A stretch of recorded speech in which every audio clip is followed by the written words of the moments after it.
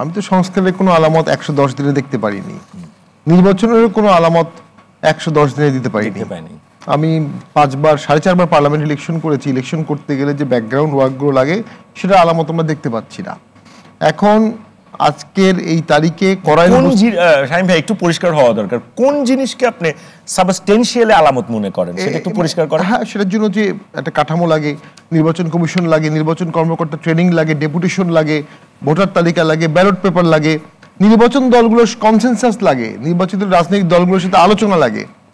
আজকে যেটা আমরা দেখলাম যে করাইল বস্তিতে আগুন লেগেছে, তাবলিগে আগুন লেগেছে, মারা গেছে 4 জন, খুবই দুঃখজনক, খুবই দুঃখজনক। এটা ইসলাম কোনোভাবেই সাপোর্ট করে না, এবং এটা কিভাবে রাষ্ট্রীয় থাকতে কিভাবে এটা হলো। ছাত্ররা মারা যাচ্ছে, যেটা উপমা বললেন, ছাত্র মারা গেছে, এমন দেখি সেটা ছিনতাইকারী হতে পারে, অন্য কিছুও হতে পারে, কিন্তু সেটা ল অ্যান্ড অর্ডার একটা ভায়োলেশন। 2 জন ব্লগার সরাসরি আইন উপদেষ্টার বিরুদ্ধে বক্তব্য দিচ্ছে, ছাত্ররা আবার তার বিরুদ্ধে আন্দোলন করছে, নিজেরা আন্দোলন করছে। এখন একটা সময় শেখ হাসিনাকে পতন ঘটানোর জন্য যে সবাই একত্রিত হয়েছিল, এখন সবাই কম্পার্টমেন্টাল হয়ে যাচ্ছে, ছোট ছোট বিষয় আলাদা হয়ে যাচ্ছে। হিউজ ইকোনমিক রিস্ক বাংলাদেশে আছে, যদিও বর্তমান সরকার ইকোনমি সামাল দেওয়ার জন্য অনেক স্টেপ নিয়েছে। বাংলাদেশের গভর্নর খুবই প্রফেশনাল মানুষ, ওই একটা জায়গাতেই বাংলাদেশ কিছুটা সাফল্য দেখাতে পেরেছে। বর্ডার অফ বাংলাদেশের বাইরে যাওয়ার উপায় নেই, 3 দিকে ইন্ডিয়া বর্ডার বন্ধ, আর মায়ানমার বর্ডারে আরাকান আর্মি, যারা স্টেট অফ ওয়ার থাকলে তো আপনি তার সাথে নেগোসিয়েশন করতে পারবেন না।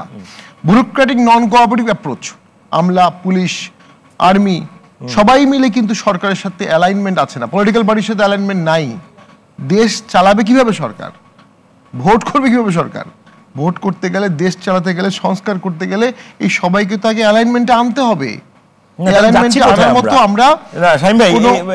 একটু সহজ করে যদি একটু বলেন দর্শকদের, মানে তাহলে যাচ্ছি কোথায় আমরা?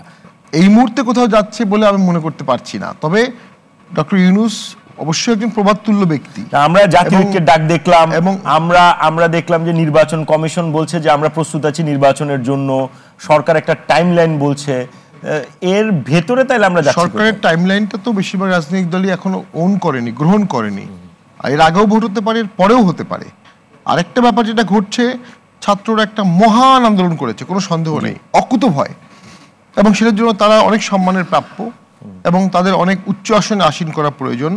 কিন্তু লায়াবিলিটি আসবে সেই সমস্ত জায়গায় তারা বসে গেছে, ফলে সরকারের ফেইলিউরের লায়াবিলিটি তাদের উপর চলে আসতেছে, কারণ তারা কমিশনের সদস্য হিসেবে বসেছে, গেজেটেড হয়ে বসেছে, ক্যাবিনেটের পার্ট। কোনো ছাত্র বলতে পারবে না সরকার এটা করছে, এটা বলার সুযোগ নাই। সরকার তো আপনাদেরই, আপনারা আন্দোলন করে আপনাদের লিস্টে সরকার হয়েছে। একটু কি আমরা উমামার রেফারেন্সটা ধরে যদি আলোচনাটা আগে, যে উমামা যে ধরেন ছাত্রদের একজন একদম অগ্রভাগের তারাই আন্দোলনের সঙ্গে, তো সে যখন নির্মোহ সমালোচনা করছে সরকারকে, তো এই জিনিসটা সরকার বুঝতে পারছে না। উমামার সমালোচনা করার অধিকার নাই, কারণ সে সরকার গঠন করেছে। She is very much part of it, maybe not beneficiary, protocol পাচ্ছে না, পতাকা পাচ্ছে না, কিন্তু সে এটা গঠন করেছে। আওয়ামী লীগের লোক কি আওয়ামী লীগ সরকারের সমালোচনা করলে সেটা গ্রহণযোগ্য হবে? সেরকম ছাত্রদের সরকারের সমালোচনা আন্দোলনকারী ছাত্ররা কি করবে? এটা ক্যামোফ্লেজ। এক গ্রুপ সমালোচনা করছে, এক গ্রুপ নতুন দল করছে, আরেক গ্রুপ আরেকটা নতুন দল করছে, আরেক গ্রুপ আরেকটা প্ল্যাটফর্ম করছে, আরেক গ্রুপ আরেকটা করছে, একই জিনিস 5 বার বলা হচ্ছে। জিনিস তো একটাই, অথবা যদি একটা না হয় সেটা দেখাতে হবে। প্রথম কথা, এই সরকার অন্তর্ভুক্তিমূলক হয়নি।